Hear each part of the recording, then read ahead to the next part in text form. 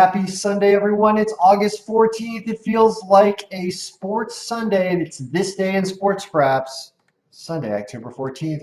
We're going to get this up right before the 1 o'clock games start. So get ready. It's the NFL Pick Sprapp Week 6. Guess what's going on? We got the Thursday night game right by win percentage, but we didn't get it right by projected score. So what did I do? I added some projected score information, went to player stats, added kickoff, special teams, punts, returns, added some things, messed with the lineups. We have an updated injury report. We have new team score projections. We have questionable and rostered players in right now. We could add the doubtfuls if we wanted. It'll change scores around and change people around. You can see who the doubtfuls are. It looks like the significant doubtful is going to be Trent Taylor on San Francisco, and that's going to be a Monday night game anyway, right? San Francisco, so I wouldn't worry too much about that. So looking at the questionable and rosters, you're getting a pretty good look at everything. So we're getting into the heart of the season now. I said this thing's going to start working. We're not at the halfway point, but we're getting close, and we got to have one of these weeks. You look at how many games there are today. There was 15 games entirely in the week. The Thursday night game happens, so there's 14 games, and one of them is tomorrow, and then the big game tonight, right? So of the 12 games you want to have in the meat of the day today, you want to try to hit and pick through these. Like, I feel like I want to give you some rankings to say, well, you have one pick that I think is a very, very solid pick. So if you're going to do some parlays, you're going to mix some things together, which are the ones to focus on? Is it strictly by the greater win percentage? Not always. So let's go through it and talk about point predictions and what we've done here. So Minnesota and Arizona. I don't like the 10.5 points with Minnesota. As you can see, it comes out really close. It's interesting, 20-9. I think Minnesota wins this game at -460. It's a lot to pay. Do you want to put in a parlay? They really screwed you on the parlay early in the year when they lost that game to Buffalo or someone. It's not a good price. So it's only at 11%, by the way, in the win-Y percentage, which is our most reliable number that we're going by right now. So I think that it's almost like a stay away, right? I don't know what the over-under is, but an under is probably a good bet for this game as well. If you're going to do anything. The Chargers and the Browns. So the Browns also we have a similar 11% number. I don't know what this is coming from, why it's 11. It's because win percentages are about 30% off. This 2018 season pivot sheet is where we can take a look at what our distributions are with these season stats that we grab, and historically look and say we would have got 75% right so far, regressively going back using these distributions, which at this point in the season is acceptable, but we're going to get that up above 80, you'll see, especially on premium picks over the next 10 weeks or so. Now, the Chargers and the Browns here. So we've got this 11%, it's a slight favorite for the Browns. I think that they are also being favored here in projected score. They're at home now. Now all of a sudden they might be a home team that has a little spunk to them. Snoop Dogg is doing videos for them. Seems like they're worth. Now the Chargers though, Chargers offensive roster is about the same. Chargers defense is a little lacking, and their special teams is a little better apparently, according to this. This is a new thing with our special teams. I have these home and away factors. So Cleveland's home factor is actually negative. Now, the way that you can adjust these home and away factors is if the number 1 is here under, I'll show you what I'm doing if my head's in the way.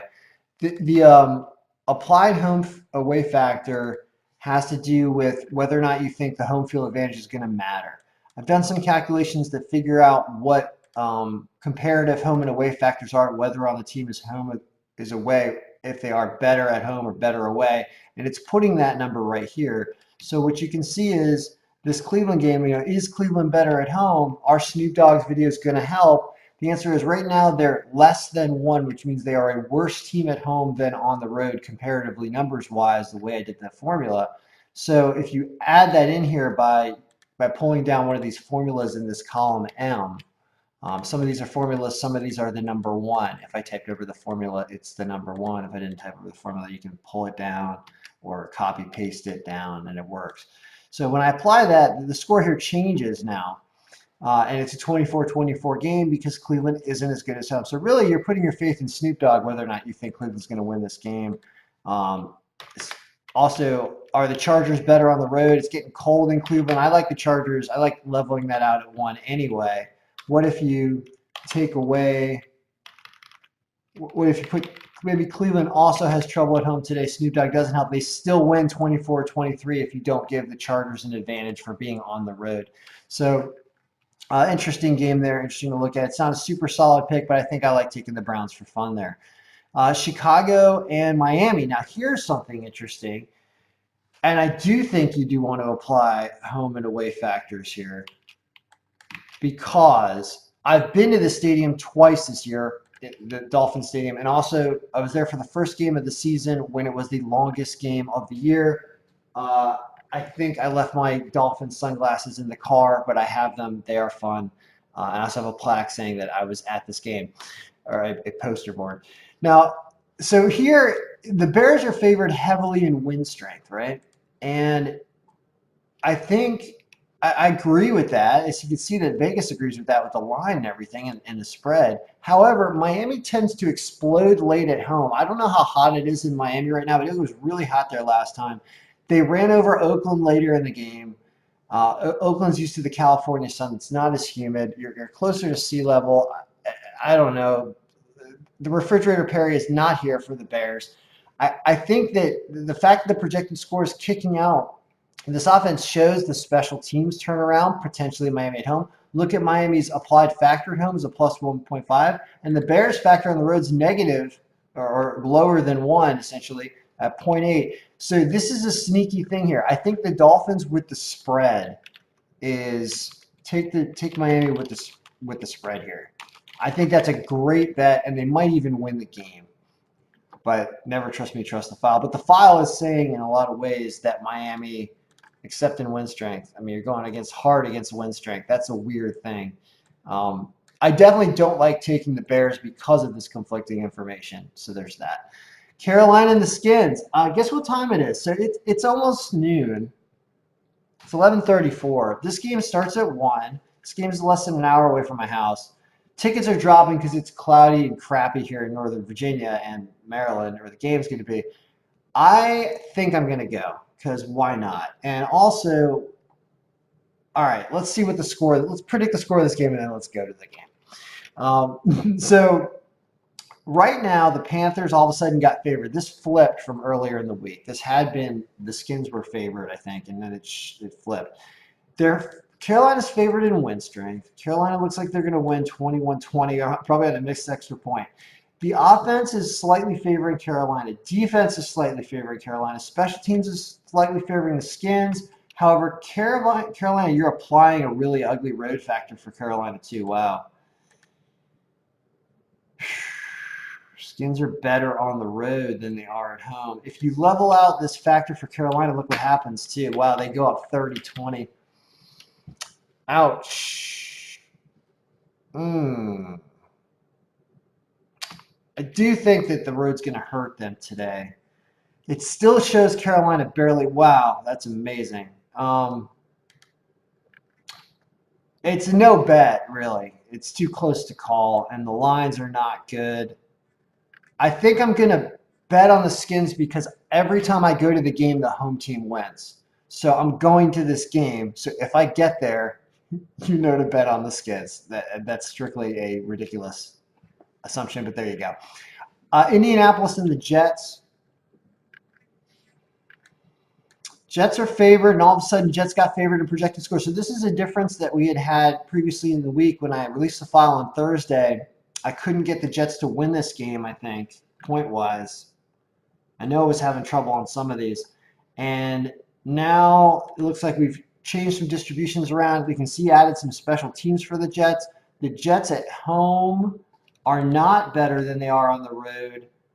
Now, what's interesting is I leveled out Indianapolis's road factor. If you don't do that, Indianapolis comes and takes the lead here. Now, is Indianapolis really that much better on the road, and why? I think it must be a schedule issue, and even if you bring it down to like a little better on the road. They do win. So this makes this difficult because you can see that the home and away factor makes all the difference, which you can think that actually does happen a lot. So tough call. It's tough because if the Jets don't first force turnovers, then Indianapolis could outscore them. I think it's a stay away game because the line is not good. Pittsburgh and Cincinnati. Now here it leveled out the score. Do we have any? Well, let's see what our home and away factors are for this game. Interesting. Pittsburgh better on the road. So it's tied or it puts Pittsburgh ahead now. This is also a stay. It's a tough game. It's a really, really tough week. Pittsburgh slightly better offensively, slightly better in special teams, but worse defensively. Cincinnati has a good record, but I guess has a weaker schedule. But they seem to find ways to win. Impossible game to pick. Honestly, I hate to do this, but here's the deal. Part of winning the battle is staying away from battles you don't want to be in, right? There's a good phrase for that I can't come to my mind right now, but I feel like it's half of the battle is walking away or something like that. But the point is you don't want to mess with these games because I don't think they're winnable line-wise, and they're just really difficult to pick. Tampa Bay. So what you want to do is something like this. Tampa Bay and Atlanta, you get a minimal win streak, teams with terrible defenses. Even if we bring in their home and away factors, it makes it even crazier. I remember, it makes it 61-36. So it gives Atlanta the win here, which I can see why they're favored. I still don't want to take that team either, but you want to take the over. I don't know what the over is set at. Unless it's set at 89, I think you need to take it. We can look it up. But that seems like a ton of fun. Probably Atlanta's team over is the one that you'll get the best line. I mean, you won't get the best line. It's actually Tampa Bay's team line over. Look at the 5.96 factor for Tampa Bay. You don't have much in special teams, but both defenses are terrible. So you got to just take the over, whatever it is, over 100, because that's what you're going to get to. Seattle and Oakland. It does favor Seattle win strength and in points. So here's you have consistency everywhere except slightly higher offense for Oakland than you think, but Seattle's special teams is better. This game is not in Seattle, it's in Oakland, but it's close enough. I think that negative 160 is a great price. Seattle to win. You definitely want that. Now, what about do the bottom border there to make that look right? Buffalo and Texas. We liked Texas last time. We still like them. We don't like them by 10, but I would even pay the negative 430. They're going to beat Buffalo because Buffalo is on the road and not in Buffalo. So I think Houston to win is worth it. The Rams and the Broncos. Likes the Rams all around. Almost wants you to take them with the spread, but this is in Denver, so mile high area. We factored in a proper home factor for Denver. They're not playing well, but LA to win for sure at minus 300. Just take that. The Jags and Dallas. And here's a fun game because it likes the Jags in win percentage, but it likes Dallas in point score because the Jags defense is suffering for some reason, and Dallas is better at home. Especially, I think that you can take Dallas +3, but this is not a perfect pick, but it's fun. I think that they're probably going to – I bet you they win this game. Jacksonville looks like they're not pulling together. Baltimore, finally we have more consistency on Baltimore. I hope they win. 50%, 30-23. They're over. Their defense is probably coming back and getting a little healthier. We'll find out. Watch out for Tennessee's special teams. But that's why you're going to get a high-scoring game here, reasonably high-scoring game. I think that negative 134 Baltimore to win. Okay, this Kansas City, the Chiefs and the Patriots game, this flip now. The score went to the Patriots. We had Kansas City winning on Thursday. We still have Kansas City winning in win percentage. Offense, defense of the Patriots. Your Patriots factor at home, you got to pay you got to put in the Patriots factor at home, right? If you don't, the Chiefs win. If the Chiefs somehow, and by the way, Chiefs special teams, I don't know what's wrong with that. Maybe they're just not returning balls because they are always up. I don't know. Tough game to call. I can't. I can't. I don't want to stay away, but watch. Just watch this game for fun. I don't know what to do. Maybe bet the over. Actually, I think betting the over is fun. It really is. And then the Niners and the Packers. It looks like the Packers at -410. We'll talk about Monday later. So that's football. If you're somehow still on this, there's hockey too. We had a real good day with hockey yesterday, and this is today's hockey. So we like the Devils barely. Maybe the Devils plus 1.5 if you don't mind. We like Anaheim. We like Carolina. Carolina, big win for us yesterday. I have a whole bankroll sheet now. We have results. You can see what. So yesterday we had a good day. Yesterday we went wins and losses. Yesterday we went 8-6, and we would have won 2 units if we played all these games at 1 unit apiece. Those teams are these teams, and like we had Vancouver cleanly winning. Buffalo, I guess we had winning. Is that right? I thought we had them. I thought we didn't have them winning, but things changed as lineups went in and stuff. We did have Carolina, we had Toronto, we had Chicago, we had Montreal somehow, we had Nashville, we had Boston. We started off the day 0-3 by losing Philadelphia, LA, and the Rangers. And I was like, man, this thing sucks. And then we just started cleaning up. And then somehow Calgary lost at the last minute, or Calgary came back and beat somebody at the last minute. Who the heck did they beat? Was it Anaheim? They came back and beat somebody at the last minute. Colorado, I think. Yeah. So Colorado almost won that game, blew it real late. So we almost won another one. Point is, this is really fun. So I'll be releasing the hockey file. It's available now. You can buy it, but I'll update it for today as we update lines and stuff to get these scores going. You start to see what the ROI was per team. Once I switch this back, you can see how we will be doing with these teams every single game as we develop an ROI here for each team. So it's super cool. Awesome time. It's this day in sports. May your picks be winning. Let's everyone have a big football day and a big hockey day, and let's keep going.